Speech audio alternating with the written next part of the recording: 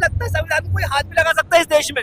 नहीं, हाथ लगा नहीं सकता, लेकिन क्या है, ये मोदी सरकार धीरे धीरे धीमक होती है ना, जैसे लकड़ी को करती है। मोदी सरकार सेम वही काम, हाँ सेम वो ही कर रही है। अब कहती जरूर है कि हम बाबा साहब के प्रति हम ये कर रहे हैं, वो कर रहे हैं, ये कर रहे हैं, कुछ नहीं कर रहे हैं। रतन भाई, अच्छा रतन भाई, ये बताओ, आज डॉक्टर बाबा साहब अम्बेडकर की 133वीं जयंती है, क्या कहना चाहोगे इस बारे में? देखो, एक आज ऐसा दिन है, ये ऐसा दिन है जिस दिन एक ऐसा मसीहा जन्मा था जिसने हजारों सालों की परंपरा को तोड़ा था। तो ये हमारे जीवन का सबसे महत्वपूर्ण दिन है जिसको हम बनाते हैं। मतलब हम उनके लिए जितना भी कुछ कर रहे हैं वो कम पड़ जाएगा, क्योंकि उनने हमारे लिए सब कुछ करके वो छोड़ चुके हैं। तो हमें हमारा फर्ज बनता है कि हम उन्हें थोड़ा सा ट्रिब्यूट दे सके, इससे ज्यादा हम कर नहीं पाते। बाकी हमारे भाई लोग सब करते हैं। हाँ भाई, क्या नाम है आपका? सतीश राउत।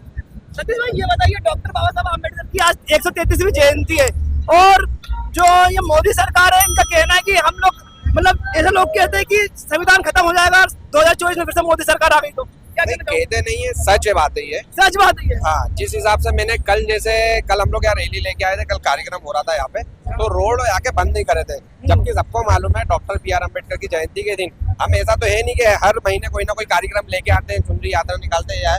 मैं मतलब किसी धर्म के प्रति ये नहीं बोल रहा, लेकिन मेरा कहना ये है, अगर साल में हम लोग कोई कार्यक्रम करते हैं तो इस पे क्या है, सरकार को ध्यान देना चाहिए। ध्यान इसलिए देना चाहिए क्योंकि डॉक्टर BR अम्बेडकर की भोपाल शहर में एक बोर्डापी चौराहे पे प्रतिमा है, जिसमें पूरे भोपाल के लोग आते हैं, माला अर्पण करते हैं, यहाँ पे आते हैं, रैली लेके आते हैं, अपना मान सम्मान करते हैं बाबा के सामने।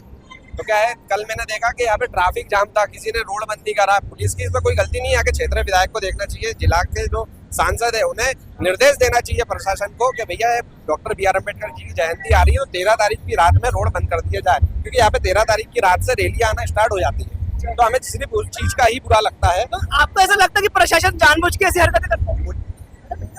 लगता नहीं है, सच बात है, सच बात है, सच बात है। लगने वाली क्या बात है, ट्रैफिक पूरा कल चल रहा था, यहाँ पे पब्लिक इधर उधर बिखर रही थी, क्योंकि पब्लिक, आपको ऐसा लगता है संविधान में कोई हाथ भी लगा सकता है इस देश में? नहीं, हाथ लगा नहीं सकता, लेकिन क्या है, ये मोदी सरकार धीरे धीरे धीमक होती है ना, जैसे लकड़ी को करती है। मोदी सरकार सेम वही काम, हाँ सेम वो ही कर रही है। अब कहती जरूर है कि हम बाबा साहब के प्रति हम ये कर रहे हैं, वो कर रहे हैं, ये कर रहे हैं, कुछ नहीं कर रहे हैं। दिखता है ना भाई, वंचित और वंचित होते ही जा रहा है। क्या है, दलितों के प्रति क्या है, किसको टिकट दे देते हैं, किसको क्या कर देते हैं, कुछ नहीं है। दलितों के पास पैसा नहीं है चुनाव लड़ने के लिए।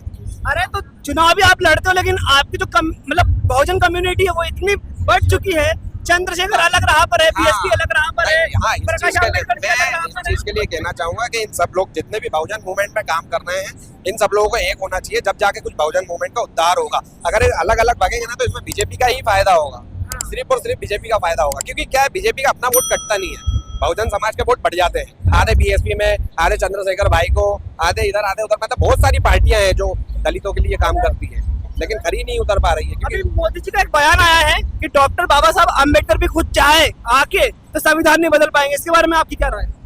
डॉक्टर बाबा साहब अम्बेडकर ने बोला था, अगर इस संविधान का गलत मिसयूज होगा तो सबसे पहले जलाने वाला मैं होऊंगा। लेकिन क्या है, इसमें तो सब नोचने वाले बैठे हुए हैं जो धीरे धीरे खत्म कर रहे हैं संविधान को।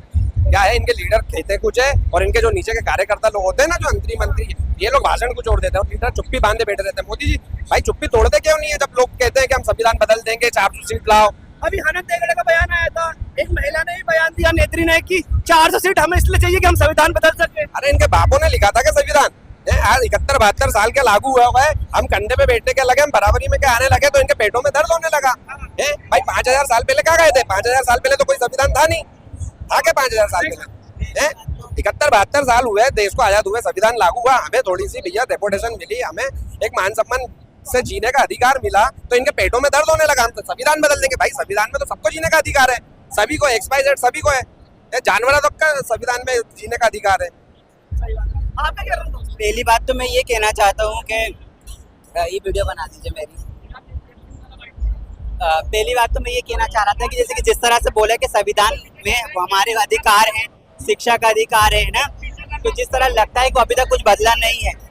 आज भी सड़कों पे और गलियों में ऐसे बच्चे जो घूम रहे हैं आवारा जैसे, उनको शिक्षा नहीं मिल रही, मारपीट हो रही उनके साथ लगातार, उन महिलाओं के साथ लगातार मारपीट हो रही है। तो अभी तक संविधान में चेंजेस नहीं आया है कि जब बदलेगा, जब आप और हम और हमारी सरकार की जो सोच होगी, इस सोच पे हम काम करेंगे, जब बदलेगा। बाकी हम कहने को कह देते हैं कि ये बदल गया वो बदल गया, लेकिन अभी तक कुछ हालत नहीं बदले। आज भी हम गरीब हैं और गरीब की जैसे ही जी रहे हैं।